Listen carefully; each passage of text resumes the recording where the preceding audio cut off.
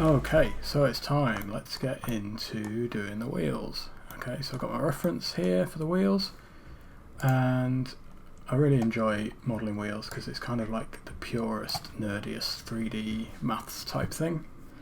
But this one, I don't think it's going to give us too many problems. So we're going to take our 3D cursor. I'm just going to make sure my screencast keys are back on again. And we're going to try and get as close to the centre of the wheel as we can. It doesn't really matter, but there we go, that'll do for now.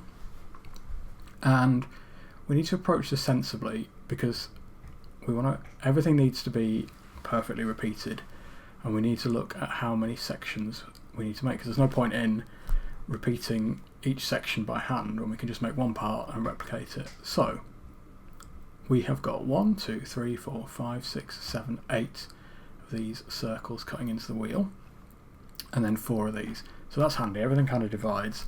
So we're going to end up making 4 quarters and replicating them, but we're going to start by making an 1/8.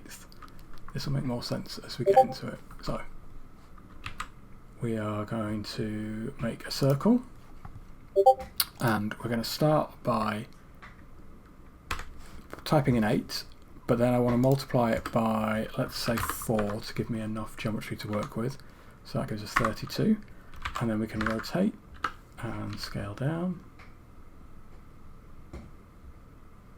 and let's get it to the outer ring first, and then I'm going to hit E to extrude and S to scale it in, and then I'm not going to extrude again. What I want to do is shift select this ring, shift and delete, shift and D duplicate, sorry, and then scale it to around here, and then we're going to do the same thing again here, and one more time here, and that should give us enough to work with for now. And what I want to do is work out where one slice of this wheel is, and I think it's this. So we're going to hit F to face that, F to face that, F to face that, and then we're going to do the same thing again all the way through here. And then we're also, I don't think, let's not do that yet. Okay, so the next thing we want to do is, I've accidentally clicked my 3D cursor off. Fortunately my origin's in the same place. I'm going to hit Shift and S, cursor to selected, and it will snap back. I don't want to accidentally move my cursor again. So we're going to make another circle, and this time I want it to have 10 vertices. And we're going to rotate that on the y-axis again and scale it down.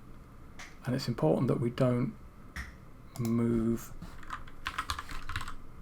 away on the z-axis. So we're going to move it up on the z, but then we're going to scale it down.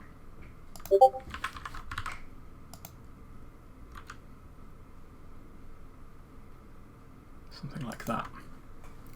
So what we want to do now is select both of these objects and hit Control J to join. And don't worry about the fact that our faces have inverted. And if we look now, we're actually pretty close to this edge. So I'm just going to select this loop and just push it back until it intersects the circle. Perfect.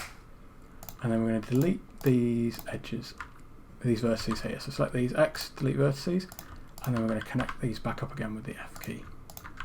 And just so I don't go insane, we're going to hit Alt. We're going to hit A to select everything, and then Alt N and flip, so we haven't got any inverted edges. So now we're going to look for where we can make quads again. And the first thing we're going to do is use Control and R to create a vertex there, and then we can make a quad here. And it looks like everything's going to be inverted as we go, so we're going to not worry about that for now. And then we can just make a bunch of quads off here, so we're going to put 2 loop cuts in and just slide them roughly into place. So that's a quad there and a quad there. And then we're going to make another cut up here, but what we can do is we're going to replicate this part here over and over again. So these will become quads later on, and I'll show you how we do that when we get to it. But if we just run a cut like that, and then we can connect these 4 into a face and these 4 into a face, and then A selects everything and recalculate outside and then flip. Okay, so what we can actually do now is we could fill this in And then I'm going to delete everything that is on this other half. And we can actually delete all of these as well. So make sure you don't cross this line as you go.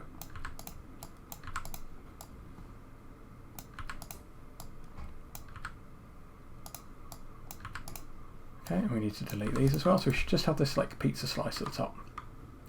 And now we can add a mirror modifier in. And I want to make sure it's mirroring on the Y. And turn on our clipping so it merges. And now we've got an eighth. And before we make a quarter, we need to replicate this round. So what we're going to do is we are going to tab in, make sure our 3D cursor is in the center, and hit A to select everything. And before we do that, we need to apply our mirror. So tab back out, apply the mirror, and then with everything selected, we are going to use the spin tool. Now annoyingly, my spin tool is aligned on the wrong axes, and I don't know how to change that here. So just click until you get your spin dialog box in the bottom. I'm going to change the axis to 1 on the X and change this to 0. And again, you might not see much at the moment. Then we're going to type in 360 and it's going to look a scary mess. And we're going to type in 8 because we know we've got 8 segments. And then we're going to set this to use duplicates. And now it's spun everything around. And we then need to hit the delete key because it also makes a duplicate underneath these vertices. So we're just going to delete those vertices. And just to check, we're going to select everything and hit M and merge by distance. Just make sure we've not got anything overlapping, which we have. So it's merged all of those. Right, and now we can actually delete these edges. And that will turn them into quads. So dissolve edge. And the next thing we want to do is add in this circle in the center. So we're going to do the same trick, and I'm going to make this 8-sided this time. So make sure you've tabbed out, and we can set this to 8, and then we're going to scale it down. Oh, it's very fiddly sometimes, this scaling tool. Okay, scale it in several goes, that seems to be the way. And then we want to push G and move it up on the Z axis, but not on any other axis. Apologies that my screen is flickering, I'm not sure what's going on there. Hopefully it's not too distracting. And then we're going to select both of these and join together with the Ctrl-J shortcut. And then we need to look for the same thing, so any quads that we can make. So we're going to make a quad here, a quad here, and then let's put in a loop cut here and a loop cut here, and face that one. And I'm just going to undo that actually because I don't think I want to do that. Let's face there, and let's do the bottom half as well when we can. So face, face, let's do a face there. And then let's work out why we've got an extra edge out. Let's put a loop cut, slide it down here. I'm going to mirror this part anyway, so.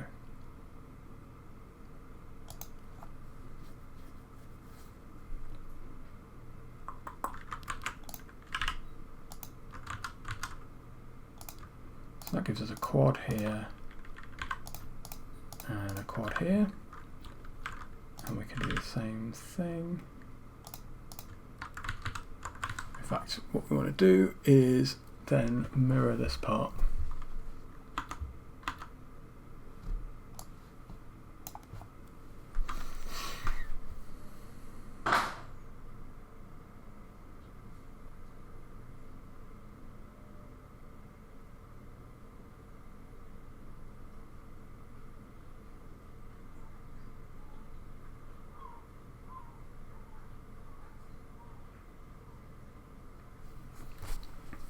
So what we're going to do is we're going to mirror this part, so let's just delete all of this section, and this is going to form our next segment. So this is going to make our quarter up once we've mirrored it. So we need to make sure that we've got, we'll continue the vertices all the way around. So we'll add a loop cut in there, and let's add face that in, so we just need to fill these in, and we should be nearly done with this part.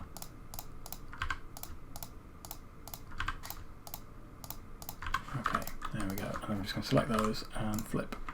So now we need to do the same thing and delete these vertices. So make sure you're just leaving yourself this slice that we can then mirror. And just delete that one. And then we're going to use our mirror modifier again on the Y and apply. And now if we select everything, we should still have the spin tool enabled. And again, we just need to change that to 1 in the bottom. And then we're going to duplicate 4 steps, 360, and use duplicates. And again, we just need to delete that vertice. And we're going to select everything with the A key and hit M, so I'll just merge anything that's sat on the edges. And we are nearly there now, so I'm just going to hit E to extrude again and bring it into this central ring. And we've got the basic shape done. So now, let's zoom out and look at our wheel. And pull it over to where it needs to be. So you'll notice from the reference that this wheel dips in and pulls out. So we're going to recreate some of that so it's not completely flat. And by some of it, I mean all of it. So we'll hit the backslash key to solo it. And then we're going to use something called proportional editing. So up here at the top, we're going to change this fall off to constant. And then I'm going to hit the G key and the X key. And I need to move my mouse wheel. I think I pushed away from me until the cursor comes onto the screen like this. And if I just start to move, you can see that we can create some of that curve. So I'm going to start, I want to bring out that edge to start with. So I'm just pulling it, pushing the wheel enough to start moving this very far edge. And click, and I'm going to do the same thing again, and I just want to bring it slightly tighter in, so it's only affecting this edge like that. And that gives us that kind of arch there. Perfect. And now turn off proportional editing for now. I'm going to loop select this edge, and then we're just going to pull this out like that. And let's finish off this inner bit of the wheel. So I'm going to extrude slightly and scale. And we're going to pull in, extrude again. So we just want to make like a little lip, and then pull that out, and then make another. And we're just going to extrude and scale a couple of times, and just face it off, and that should give us enough, I think. Yep, looking good. And let's now loop select all of these. So Alt Shift click on the edge.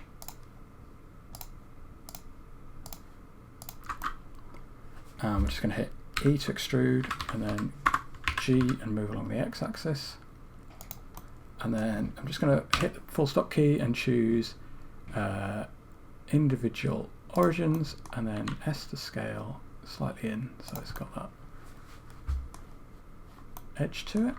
Okay, cool. So that's the bulk of the wheel done. Let's have a look at these bolts. So we're going to do the same thing. Select all of these. And we're going to extrude backwards, extrude and scale. And then we're going to do the same thing again, and just go all the way back.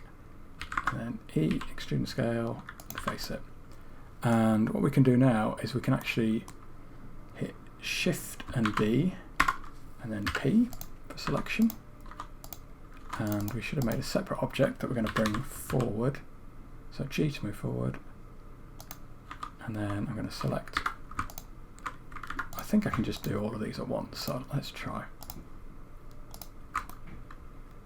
So I'm just going to pull that back a little bit, and then I'm going to extrude back on the X-axis, and we'll flip our normals. And unfortunately, because it's low poly already, we've already got our bolt. So we can shade those in a second. So let's just finish off our tyre now. So we'll come out of isolation mode and go to the side view. And we need to give this, finish off this lip. So E to extrude and S to scale. And then we'll do the same thing again. And that should be the edge of our wheel. Let's just have a look at the reference. So it kind of, it comes out there, and then it's got one step. So we'll just Control Shift our way around. And I've just noticed some slightly weird things with the geometry that we need to fix, but we'll fix that in a second. So Alt-E, extrude faces along normals, and we're just going to pull out a little bit, and that gives us a lip. And what I've noticed is, was it just the angle? Maybe it's just the angle I was looking at things. I thought I got broken edges, but they're all there. Ignore me. We've done a great job. Okay, so now we can carry on this section. And so the lip sits slightly outside of the tyre, so we'll pick up this edge and we will snap to our side view, hit E to extrude, S to scale, and I like to kind of position it roughly on that line, and then we're going to do the tyre in a couple of stages. So I don't like my tyres to be completely flat because tyres aren't, so I'm going to select these two edges and then pull out like this. And then we're going to select this edge, hit E and extrude back. And we do have a bit of a dilemma here. Like, do we want to model all of the inside of the wheel? Which you're unlikely to see, maybe not. So what I'm going to do is, for now, I'm going to hit E to extrude again, and scale, and then just pull it in like that. Okay, perfect. And then looking at my reference, the wheel kind of juts out a little bit like that. So let's finish this off by putting some materials on it. So all of the wheel has like a silver paint to it, so we'll make a new material.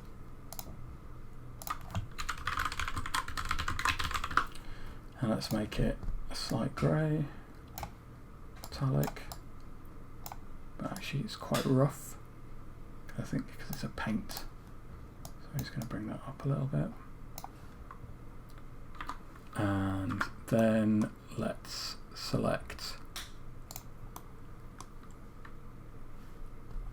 I seem to have lost my bolts. I'm guessing they are floating somewhere in here because I've moved the wheel. Yeah, there's my bolts. So we're going to bring those back, and we're going to use the chrome material for that we've already got. And then inside the wheel, this is kind of, let's select this part. You can see there's like a black collar on them, so it's a little bit hard to see the face behind, but there we go, we've got them. And we're going to use our more shortcut to add another material in, and let's use our car plastic for this. I just find it's nice to not have too many materials, especially it can just make your design look more consistent to start with. And then we're going to Alt-Shift select these edges, and then hit 1, and we're going to make another material, and we're going to call this car tyre, and this is going to be a dark black, lower the roughness, I think, something like that. And there we go, we've done the wheel. So we can mirror that wheel, oh, not an array, using the mirror tool, and we'll just use the eyedropper to mirror across the body shell. So you can see from certain angles at the moment you can see into the wheel. We'll decide how we're going to fix that later on. And we're going to hit Shift and D and then drag this wheel back as well.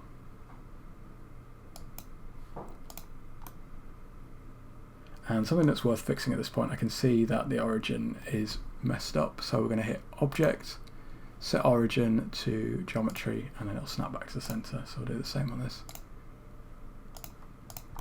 And there we go, it's starting to look a lot more like a car. It's funny that how adding wheels makes something look like a car, isn't it? Okay, so what have we got left? Wing mirrors, windscreen wipers, number plates, and then I think we've almost got ourselves a full car. I think we will look at doing a chassis and maybe even some suspension and brakes, because they just add little details from certain angles. But we're on the home stretch now.